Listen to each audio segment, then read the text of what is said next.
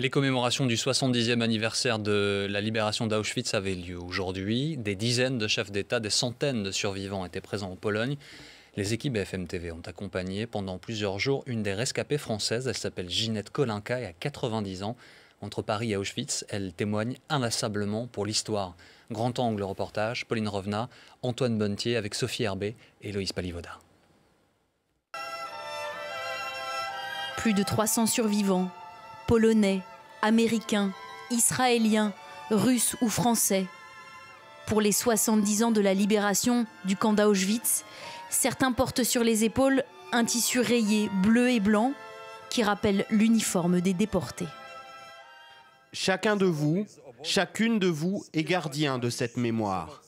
Chaque survivant, chaque survivante, vous êtes les gardiens de ce passé. Au premier rang, l'une des rescapées françaises, l'une des survivantes, témoin pour l'histoire. Elle nous reçoit dans son appartement parisien quelques jours avant. Ginette Kolinka a 90 ans. Allez-y, vous me suivez. Elle nous emmène au cœur de sa mémoire. Une pièce où s'affichent ses proches disparus, déportés avec elle à Auschwitz, son père, son frère, son neveu. Aucun n'est revenu, sauf elle. Des images qui s'entremêlent, et dans sa tête, une scène qui ne s'effacera jamais. On arrivait, on nous a obligés à être nus. Et pour moi, ça a été quelque chose de... Je ne sais pas pour les autres, chacun a des réactions différentes, mais la nudité, pour moi, ça a été quelque chose de très, très, très, très pénible. Et j'avais honte d'être nue devant des femmes que je ne connaissais pas. Et la honte a été pire que tout le reste. Ginette Kolinka avait alors 19 ans. Dans le même convoi qu'elle, Simone Veil. 8 mois d'enfer à la marge de l'humanité. Je ne savais pas penser. Mon cerveau était devenu inactif, complètement. Complètement. Et je pense que c'est peut-être ça qui m'a sauvée. Comment voulez-vous penser dans un camp comme ça? Une heure après, vous n'êtes pas sûr d'être en vie. Parce que la mort est toujours sur votre tête à Birkenau. À son retour de déportation, elle pèse 27 kilos. Longtemps, Ginette Kolinka garde le silence pour ne pas embêter les gens, dit-elle. Mais la parole finit par se libérer il y a 15 ans et depuis, elle ne cesse de témoigner. Ce matin-là, à Roissy, Ginette s'apprête à rejoindre la Pologne et Auschwitz. Un retour régulier, au moins une fois par mois, maintenant sans appréhension. La première fois que je suis partie, c'était pas pareil. J'ai eu peur de mes réactions. Puis en fin de compte, je n'ai jamais eu de réaction. La première fois, je me suis dit, c'est parce que c'est la première fois. J'essayais de me rappeler, d'essayer de... C'était peut-être là, c'est peut-être là, c'est peut-être là. Puis les gens me parlaient en même temps, alors j'étais distraite. Je me suis dit, bon, moi, c'est la première fois, c'est la seconde fois que là, je vais peut-être avoir des sentiments. La seconde fois, j'ai pas plus de sentiments. Vous allez voir un lieu qui n'a rien à voir avec celui que j'ai connu. Ce lieu, elle va le faire découvrir à 150 élèves de Normandie qu'elle retrouve à Cracovie. Bonjour. Bonjour. Ah. Avant d'entrer dans le camp, elle tente de les préparer. L'heure est au recueillement. Dans un lieu qui paraît si calme, il y a eu tellement de morts qu'il faut penser que c'est le plus grand cimetière du monde, alors qu'il n'y a pas une seule tombe. Voilà ce qu'il faut penser. À l'entrée du camp, des barbelés et un portail que l'on distingue à peine.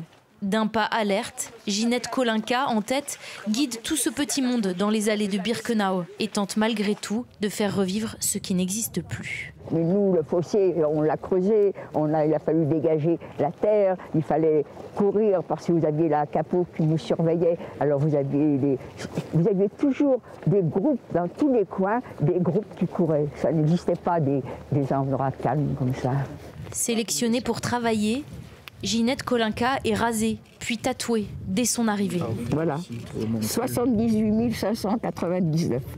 Infatigable, insatiable, elle ne cesse de raconter, avec des détails parfois très crus. C'était subir les coups. Les coups, un travail inhumain, mal habillé. On n'avait rien sur le dos. Est-ce que vous vous rendez compte que j'avais pas de culotte? Est-ce que vous vous rendez compte ce que ça peut faire? Pas de culotte et vous avez la dysenterie. Ce qui frappe dans ce lieu de mémoire, c'est le silence et ces espaces gigantesques à perte de vue.